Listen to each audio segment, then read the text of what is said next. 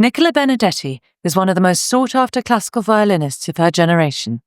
She regularly performs with the greatest orchestras in the world. Wynton Marsalis is one of the biggest stars in jazz, a trumpet virtuoso and composer with 9 Grammy Awards and a Pulitzer Prize to his name. They're working together on a concerto which Wynton will write for Nicky and which she will premiere with the London Symphony Orchestra. This whole thing so far has been much more time-consuming than I expected. It's already late. So, I mean, it's not going to be on time. I love jazz music, and I love the orchestra. And I think the two can come together. I may not be able to do it, but somebody can do it. 2 days ago, I received the first printed copy of some music from Wynton. Before that, the only thing I'd had was things like this, which are impossible to read. And actually, this is very neat. This is much more neat than the first couple of photographs that I was sent. But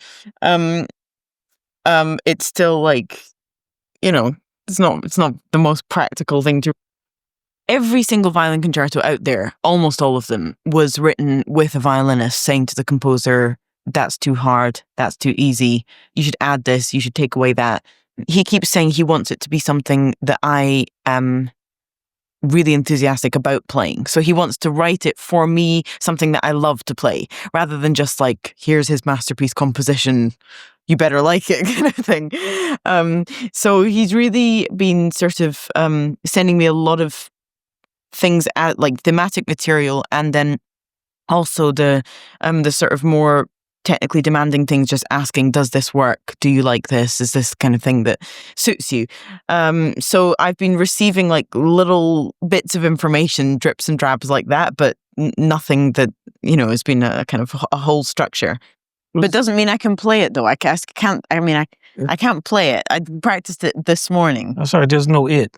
It's just it's just notes, and I just want to make sure that I got the mood that you want in a different section. Okay, so with this line, it has everything kind of that you wanted in it. So first it's like you just tell them. And it's like it builds up. Now this is where you get to the kind of psychological part that we're going to develop later. Then you come away from it. Now you get to the soulful part. So just in those first bars, you have the encapsulation of the different moves that we're going to do.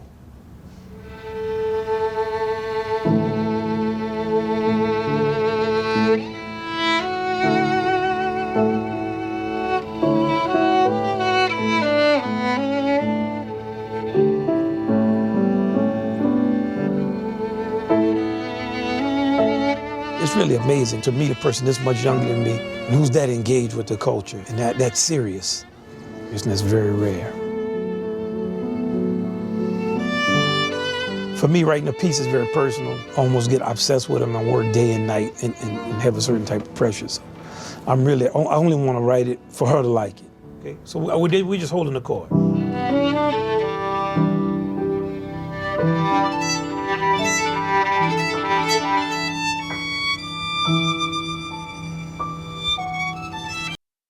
The greatest body of literature in the West is music. All respect to Shakespeare and Dante and all the greats. That body of music is, that's a powerful library. I don't know exactly. I don't separate the music so much into styles. Classical music is such a great library that I always liked. And I never liked it against jazz. I'm a jazz musician. I grew up, my father's jazz musician. I always loved jazz. So if I go from... It's not just one person is creative or one group of people. We're all creative. We can achieve great things if we're willing to struggle with each other and go through the dialogue and the arguments and the things and come back together. Yeah, an arrow there. Okay. So we're just starting. I'm finished sketching the first movement, her part, which is going to change.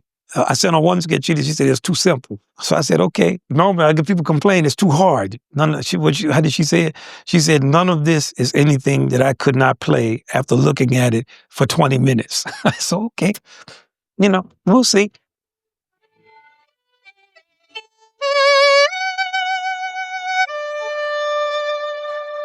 Oh my goodness, have I got what I asked for, which was music that's hard to play. I'm just like looking at these notes going, why would I have insisted on that? Why would I want to make my life so difficult? I must have practiced this page for like, I don't know, 5 hours in a row, and I still sounded terrible playing it. It's particularly difficult with music that you have never heard before, that you've never seen before, and that there are no reference points for. You're starting from a completely different position to what you would if you were to open Shostakovich Violin Concerto, and you have so much context. You know the sound of Shostakovich, you know his language, and you've sort of grown up with the idea and the sense of how that sounds and how it's meant to sound. This is, it's so alien in so many ways. It's going to rely on me so deeply understanding and feeling each sound and colour and expression. Unless you internalize them and you really live with it for a while and try to let it become a part of your fibre, it sounds very much like an imitation. We are definitely over the honeymoon phase. Definitely. And like all the little potential issues and cracks and challenges are not on their way to surfacing. They are here. They're definitely here. I love jazz music. It has a certain type of humor and optimism. It has Anglo-Celtic music as the foundation of the harmonies and the melodies. It has African rhythm, Afro-American rhythm and feeling. And it's rooted in the blues. If you play 99% of your time in something that's not blues idiom music, it takes a great investment to make a blues idiom statement. It's hard. Dee ding, dee da, ah, da. It's a combination of a jig and an African 6/8. I always love the fiddle, trying to figure out how to make the instrument do the things that I can bring to it that are different. I have to filter through my own sensibility of jazz and make the orchestra groove, make it play in the feeling of the blues, to change the emotions and colors the way that we do it in jazz because we're improvising. It's like just like you're playing a jig. So it's a 1, 2, 3, 4, ding, ding. So we're going from 1, 2, 3, 1, 2, 3, 1, 2, 3, 1, 2, 3, taka, taka, taka, taka, taka. For some reason, there's a desire to dismiss things that are dance-like or tuneful or grooving. And many times it's dismissed by those who can't groove and those who don't understand the power of a groove. The presence of a groove doesn't mean a lack of emotional depth or psychological complexity. Yeah, but am I? You can do it. That's a drum too. That's a very percussive instrument. I mean, you've written "sing out." Is it? It's loud. Okay. It's like when piano plays.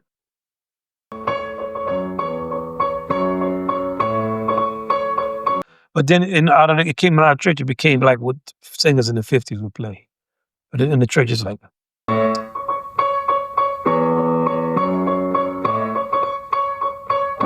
And the Lord knows that you will find. You know what I mean? It's just ding, ding, ding, ding, ding, ding, ding, ding, ding, ding, ding, ding, ding, ding, ding, ding, ding.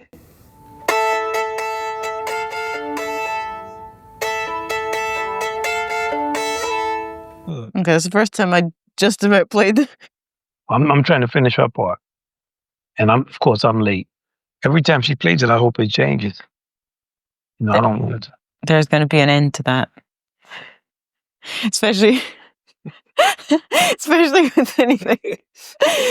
with anything fast. Like the plan is when I go home after this trip is that all the fast stuff basically stays as it is, because I'm actually not going to be able to learn it in time otherwise. Just make up stuff.